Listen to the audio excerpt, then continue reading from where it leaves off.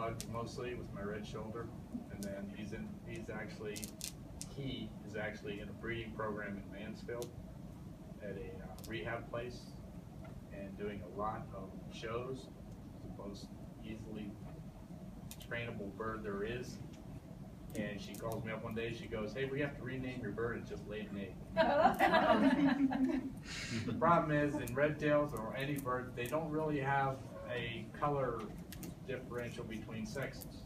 So the only way you can tell them, except for a blood test or internally, is by size. In a red tail, anything above 38 ounces is a female, anything below is a male. The problem is there's such a huge overlap that you never know. We've had Ishi birds that right in that range of 36 to 42 that could have been a female, could have been a male. Yeah, big feet, probably a female, but you never know. And that was the case with that red shoulder. This is a male, it's so small. Totally snake. What's he weigh? This bird weighs, weigh him in grams. Just squeeze because I work. He is about 22 ounces. And this bird can kill an 8-pound jackrabbit. It's just amazing. They need help. When it grabs it, it's up fast. But killed 8-pound jackrabbits. That red tail that you saw in the film killed 2 wild turkeys. It killed a praying mantis. So whatever target of opportunity is out there, it's going after. It actually clamped onto a deer. The deer's running off through the woods looking like Pegasus. So it kicks it off there, and then you get up to the bird, and the bird will be bewildered, shaking its head. You reward her with food, and this bird brain, which is about this big, it's going, "Hey, I went after the elephant, got my butt kicked, but I got to eat. Let's try it again." That's the thing with falconry birds, they don't know what they can and can't do, because you're always right there to reward them with food. And like we were saying in the training, they don't know the verbal commands, but they know that when they do something and they get food, they're going to try it again. And we're right there to reward them every time. And after the deer, you got a big chunk of meat. Thinking, why they do that? I don't want them going after deer. That's perfect. But yeah, in the training process, I said earlier that the art of falconry is simply training this bird to tolerate my presence. You get a bird from the wild, like I said before, that bird's on its back, it wants to kill you and everybody it's ever seen. You gather it up, you keep the feet from grabbing you.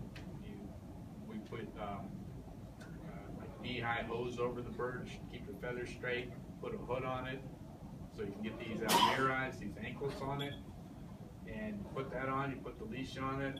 The jesses are these strings here, and then you put the leash on it, and it's sitting on your fist. You got your brand new bird from the wild. You cut off the hose, take the hood off of it, and this thing wants to just kill you, and actually wants to get away. So it just starts flailing away. Finally gets tired and hanging there, pick it up, put it on your fist, off again. But the 300th time you do that, and you're doing it in the dark, mostly in very subdued light, because they're very day-oriented animals. So as it gets darker, they get calmer. That's why the hoods. I put a hood on the bird just so they're calmer. Because they're only natural predators, probably owls, things dark. So this bird's now 300th time you put it on your fist, and you're not looking at it, because all humans are predators. Forward-facing eyes, they know that. Another predator looking at them, all he knows is, I want to eat it. So you're not looking at it, you put it back on your fist, and it sits there for a second, and then it's on. 300th time you do that, now it's sitting on your fist. Still wary of your wings are still out, hackles are still up. You get food, and you put it up there, it doesn't want anything to do, you put it by its face, it grabs it.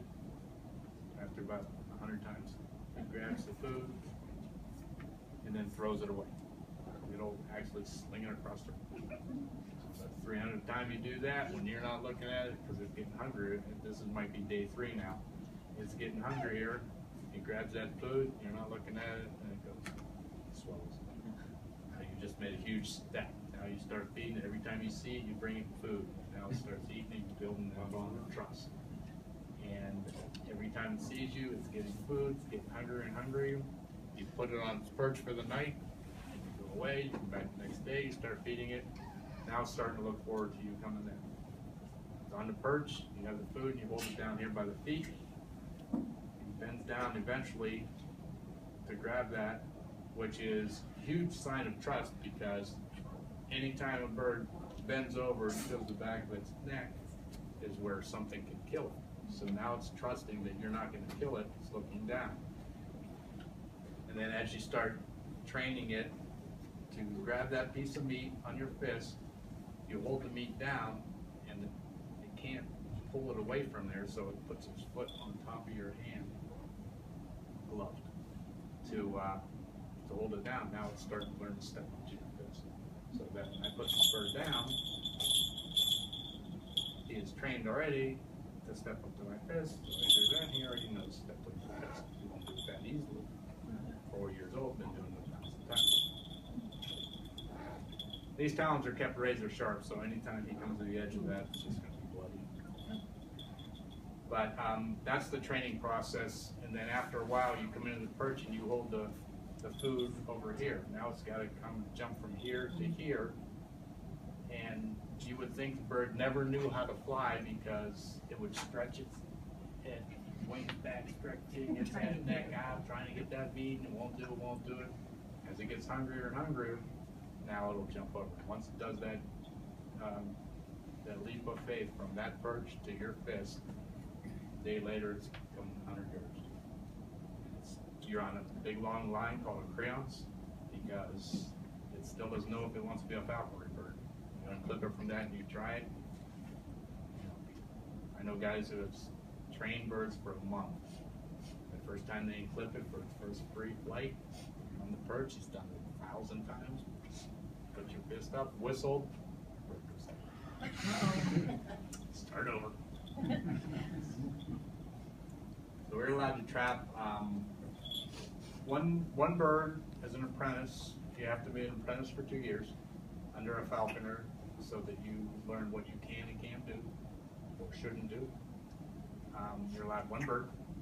As a general falconer, you're allowed 2 birds. I should know this.